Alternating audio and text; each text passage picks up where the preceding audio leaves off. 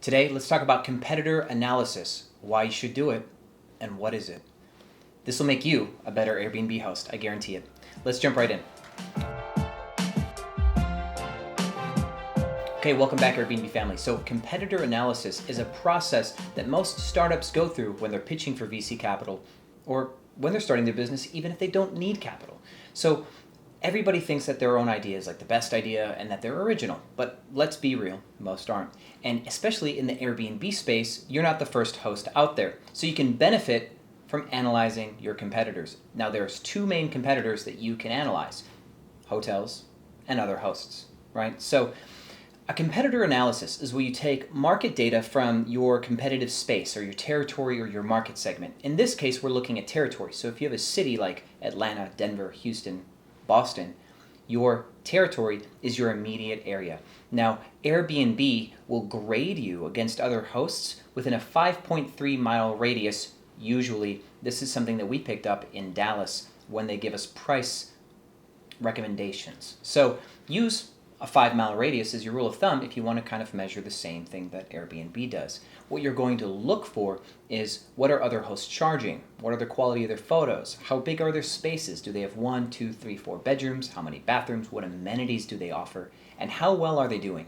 You could get an AirDNA report, but if you're new to Airbnb, it might be hard to interpret that type of report. So you can just go to people's listings, click on it, see everything that you're looking for.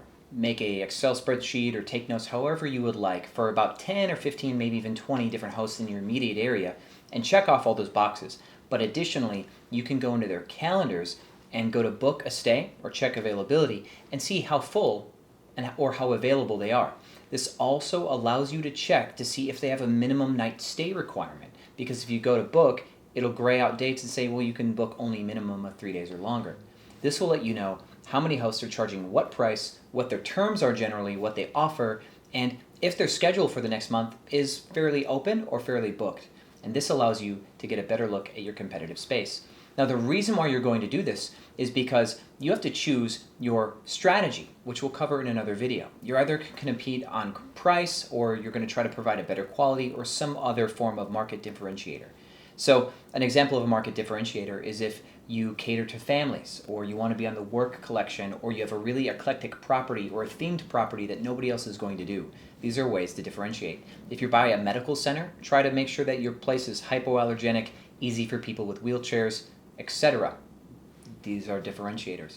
Going for quality means you're going to advertise that you have brand stuff, right? Like, you didn't just go to IKEA for your furniture, and you're going to let everybody know how much you invested in your business, and hopefully those features and a premium cable package will allow you to seem more luxury than somebody else. Otherwise, you want to compete on price, do your competitor analysis to know exactly how low you'll have to go to be the price leader.